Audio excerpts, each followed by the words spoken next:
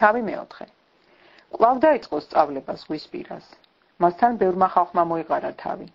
იმდენმა, რომ იგი ნავში ჩაჯდა და გავიდა ზღვაზე. მთელი ხალხი კი ზღვის პირას იყო ხმელეთზე. ბევრ რამეს ასწავლიდა იგი იგავებით და თავის მოძღვრებაში ამბობდა. ისმინეთ, აჰა გამოვიდა მთესველი დასათესად. თესვისას ზოგი გზის პირას დავარდა. მოვიდნენ ფრინველები და აგენკეს.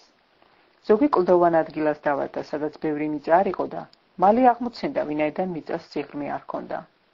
ხოლო მზე რომ ამოვიდა, დაჭკნა და რა კი ფესვი არ ჰქონდა, გახმა. ზოგი ეკლებში ჩავარდა, გაიზარდა ეკლები და მოაშთეს იგი და მან ნაყოფი ვეღარ გამოეღო.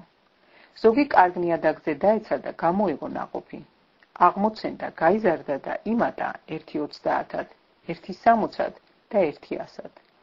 ვისაც ყური აქვს სასმენად ისმინოს. როცა იგი მარტო დარჩა, მათ ვინც გარს ეხვია 12-თან ერთად, კითხეს იგავზე. მან უთხრა: თქვენ მოცემული გაქვთ ცოდნა ღვთისასუფეველის საიდუმლოსი, ხოლო გარეშეთათვის ყველაფერი იგავებით ხდება, რადგან ხედვით ხედავენ და ვერ შეიცნობენ, სმენით ისმენენ და ვერ იგებენ, რათა არ მოიქცნენ და არ მიეტევოთ. უთხრა მათ: არ იცით ეს იგავი, როგორღა გაიგებთ ყველა იგავს. თესველი სიტყვას თესავს. ისინი კი იმ გზის პირას არიან, სადაც ითესება სიტყვა. როგორც კი მოისმენენ, მაშინვე მოდის სატანა და იტაცებს მათში დათესილ სიტყვას. ასევე კლდოვანზე დათესილნი. ისინი არიან, რომლებიც როგორც კი სიტყვას მოისმენენ, მაშინვე სიხარულით მიიღებენ მას.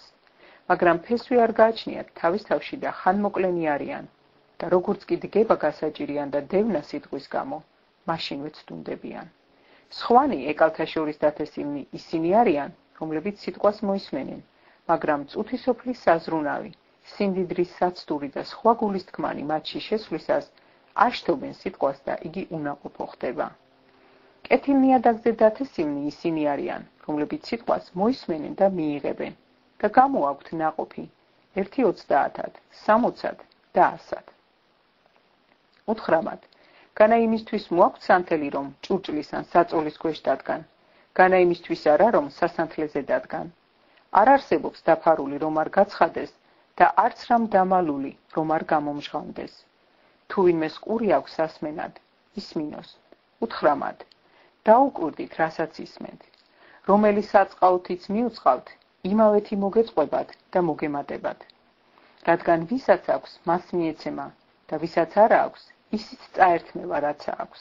თქვა: ასეთია ღვთისასუფეველი. კაცმა რომ თესლი ჩააგდოს მიწაში, ეძინოს და დგებოდეს ღამით თუ დღისით. თესლი კი აღმოცენდება და იზრდება, მან კი არ იცის როგორ. რადგან მიწა თვითონ გამოიღებს ნაყოფს, პირველად ჯეჯილს, მერე თავთავს, შემდეგ კი სავსე მარცვალს თავთავში. რა ჟამს მომწიფდება ნაყოფი, მაშინვე გამოგზავნის ნამგალს, რადგან მოაღწია მკა. თქვა: რა შევუდაროთ ღვთისასუფეველი, ან რომელი იგავით გამოვხატოთ იგი?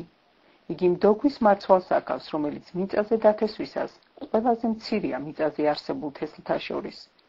დათესვის შემდეგ კი ამოდის და ყველაზე დიდ მწვანილეულად გადაიქცევა. დიდ ტოტებს გამოისხამს ისე, რომ მის ჭრილში ცის ფრინველნი იბუდებენ.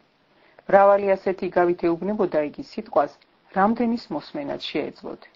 იგავის გარეშე არ ესაუბრებოდა მათ, თავის მოწაფეებს კი ცალკე განუმარტავდა ყველაფერს. იმავე დღეს რომ უსაღამოვდა, უთხრა მათ: გადავცუროთ გაღმა, გაუშვეს ხალხი და წაიყვანეს იგი ნავით, რომელშიც იჯდა. მასთან სხვა ნავებიც იყო. ამოვარდა დიდი ქარიშხალი. ტალღები ნავს ეხეთქებოდა ისე, რომ ნავი უკვე ივსებოდა. ის კი კიჩოზე იყო და სასთუმალზე ეძინა. გააღვიძეს და უთხრეს: მოძღვარო, რომ ვიღუპებით, ნუ თუ არ გენაღვლება. წამოდგა და შერისხა ქარი და უთხრა ზღვას: დადუმდი, ჩადეკ. ქარი დაცხრა და დიდი მყუდროება ჩამოდგა. უთხრა მათ: რატომ ხართ ასე მხდალნი? რატომ არა გაქვთ რწმენა?